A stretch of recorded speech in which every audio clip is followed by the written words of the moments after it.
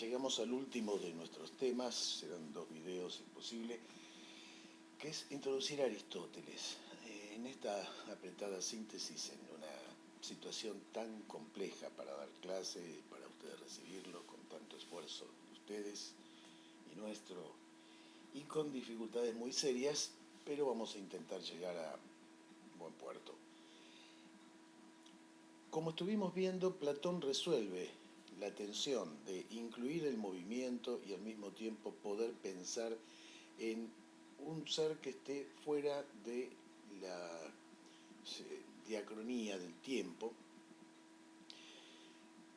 Habilita 2 mundos y esta solución durante un tiempo incide en la formación de muchos filósofos en la academia, entre ellos Aristóteles, que fue platónico, fue alumno de Platón, aprendió las mismas cosas que estuvimos conversando.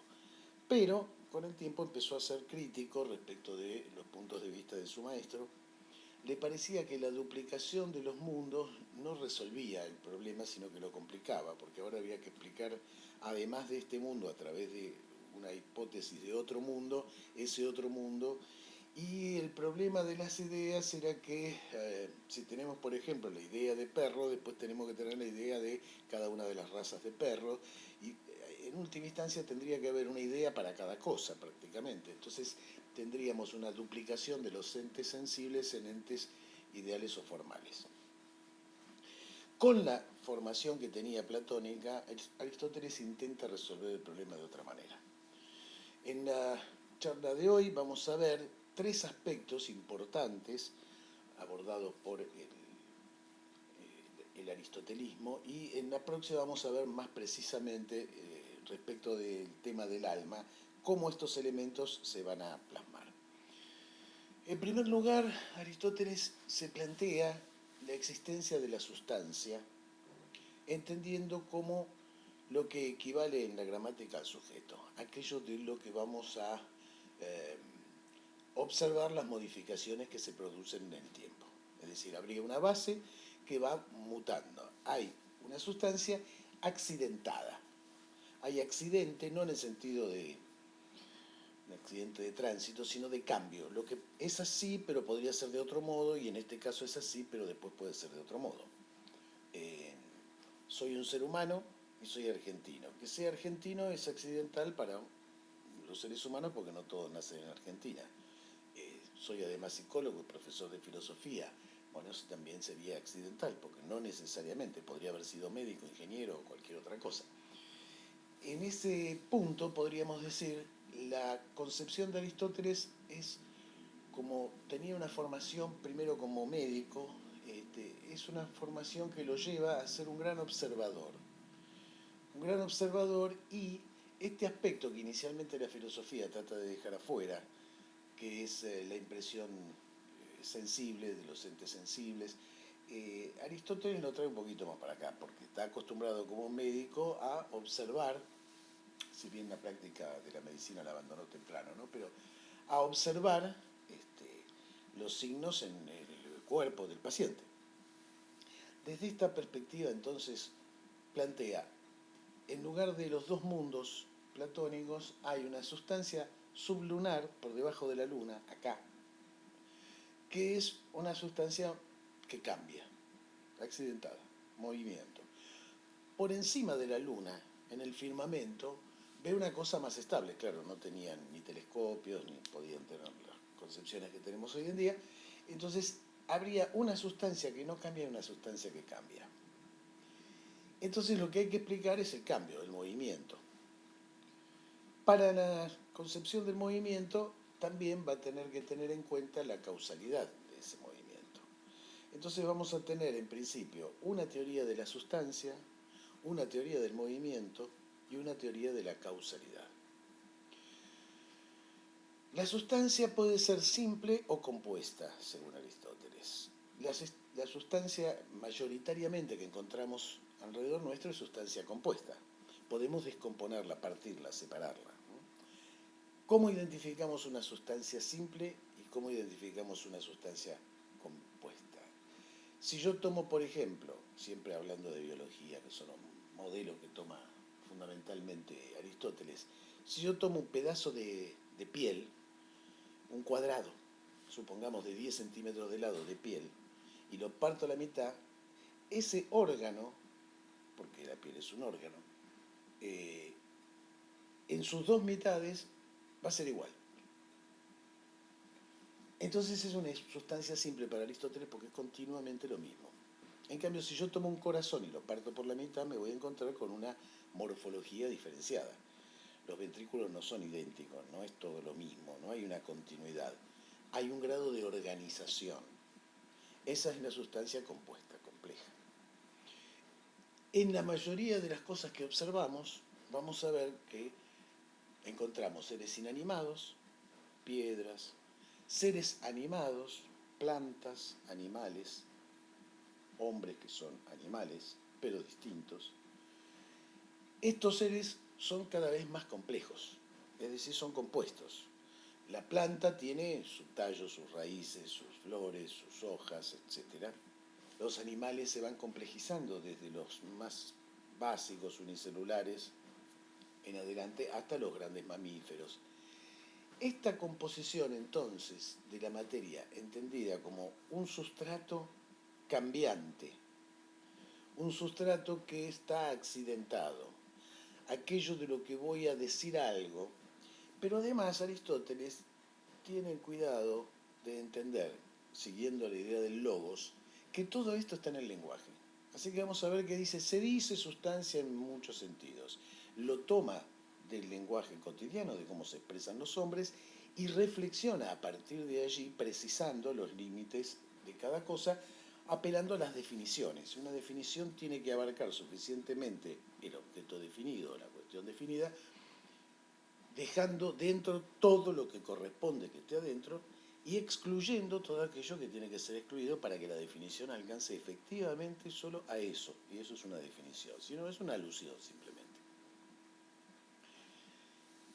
La sustancia entonces compuesta va a tener que desplegarse para Aristóteles en términos de una materia, y esa materia va a tener que adoptar una forma. Cuando decimos nosotros materia, hoy en día nos referimos a algo un poco más complejo, pero materia es aquello de lo que está hecho lo que sea. Y forma no es el aspecto exterior, ya lo dijimos, conserva la idea de Platón en ese sentido, pero no es una forma trascendente que está en otro lado, sino que está acá. La forma que adopta este profesor no es la apariencia de este profesor, es lo que lo hace profesor. Pero este señor, que es profesor, no ha sido siempre profesor. Ha sido también un niño, un estudiante de primaria, de secundaria, etc. La forma adviene, pero para advenir tiene que estar de algún modo antes, porque si yo tomo un perro no lo voy a convertir jamás en profesor. Es decir, Aristóteles va a decir, todo lo existente en realidad es un compuesto de materia como posibilidad a advenir y de forma como la actualmente advenida. Por lo tanto, podríamos decir, mi forma ya está bastante consumada, como profesor, como psicólogo.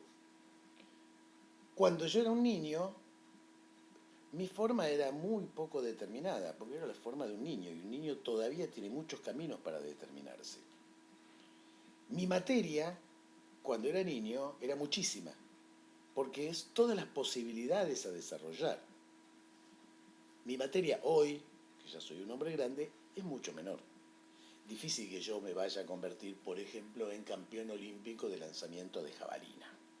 O que me pueda convertir en, bueno, campeón olímpico de cualquier cosa, pues ya no tengo edad para competir hace muchísimo tiempo en nada.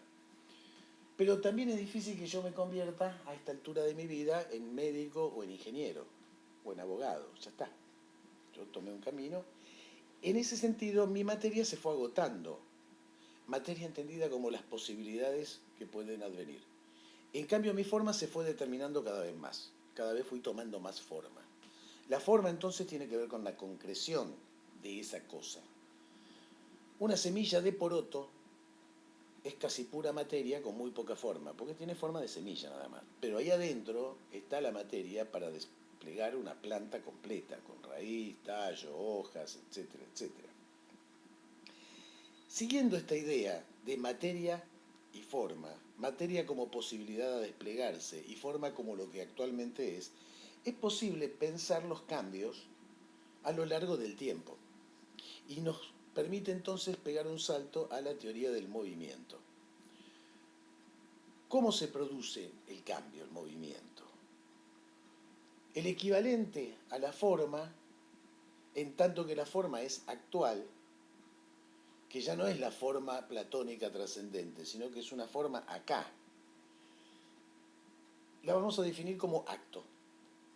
Entonces todo lo existente puede estar al mismo tiempo, puede ser en acto, que es actualmente, pero también en potencia, que es lo que puede llegar a ser. Todos ustedes están entrando en la Universidad de Buenos Aires, tal vez algunos vengan a hacer otra carrera, pero la mayoría de ustedes sean jovencitos que están empezando, y en el CBC pueden cambiar de opinión, porque en potencia ustedes son médicos, ingenieros, abogados, arquitectos, diseñadores gráficos, etcétera, etcétera, etcétera, etcétera. Todavía toda esa posibilidad está ahí. En potencia son todas esas cosas. Un animal, una planta, no puede en potencia hacer ninguna de esas cosas. Ustedes sí. Y ustedes están determinando de esa potencia una, la carrera que han elegido, para tomar esa forma. Formarse, que es lo que vienen a hacer a la universidad, es justamente tomar esa forma. No aspecto, insisto una vez más, exterior, sino esencia. Acto, potencia, y en el medio Aristóteles pone la palabra privación.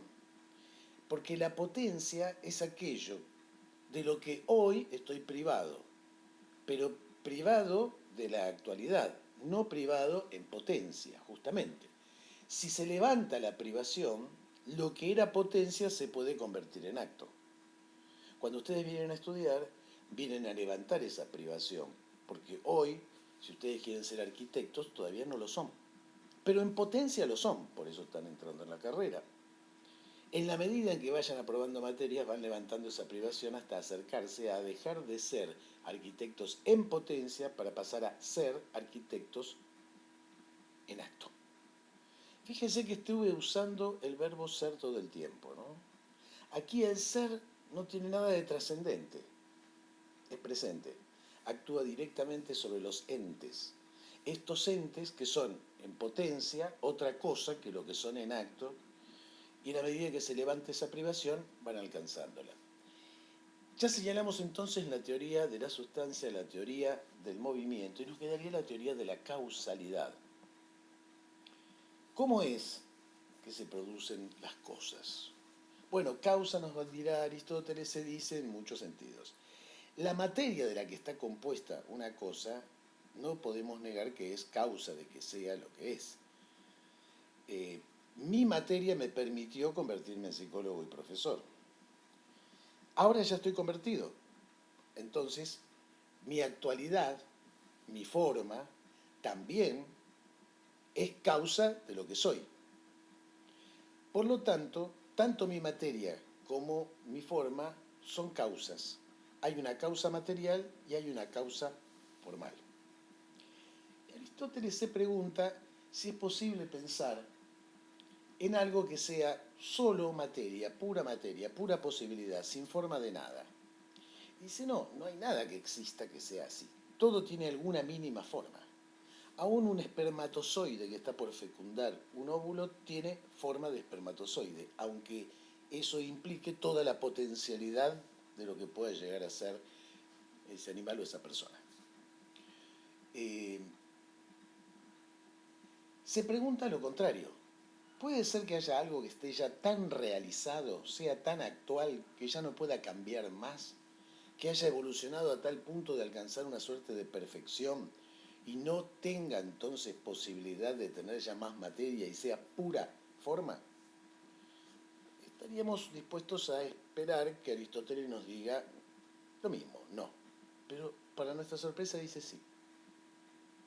Existe algo que tiene que existir, no tengo manera de corroborarlo, pero que ordena todo este mundo, que funciona como motor en el sentido que mueve, está quieto, pero mueve, cosa que nos llama la atención porque nosotros estamos acostumbrados a que un motor necesariamente tiene que transmitir movimiento.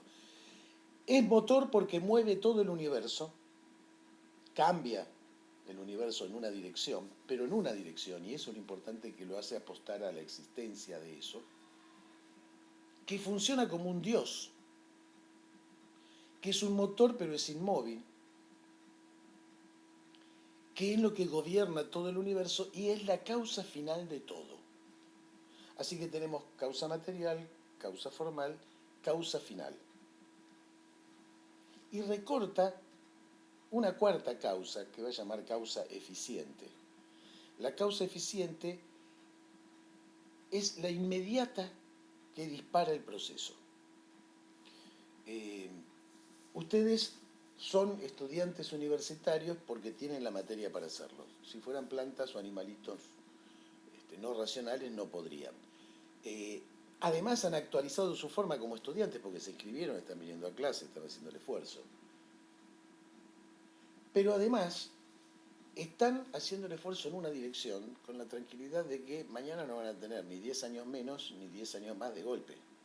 Hay una lógica que se desenvuelve en el universo y entonces hay la posibilidad de que ustedes desplieguen esa capacidad gracias a ese orden que estaría dado por el motor inmóvil que mueve el universo, ese Dios, que es pura racionalidad, que tiene que ver con el logos. Ya lo vamos a ver cuando hablemos del alma. Pero entonces hay una causa inmediata, ¿no? Si ustedes dejan de venir a clase, si ustedes se enferman y no pueden cursar el cuatrimestre, habría una causa puntual que cumple el valor eficiente de habilitar o de impedir el despliegue de esas otras causas que son la material, la formal, etc. Bueno, con estos tres elementos vamos a ir redondeando este pequeño videíto, nos va a quedar uno más para hablar directamente del alma, porque vamos a ver que estas tres concepciones o tres teorías aristotélicas se aplican al análisis, por supuesto, del alma como una de las cosas más complejas para estudiar para Aristóteles. Les recuerdo, por favor, que me envíen por mail un teléfono con WhatsApp, porque lo vamos a necesitar como instrumento para poder tomar los exámenes. Y las consultas que tengan, porque ya con esta que presentaremos hoy, esto lo subo sábado y uno más que voy a hacer ahora, lo subiré sábado, tenemos el domingo para leer, escuchar, revisar, preguntar y cerrar.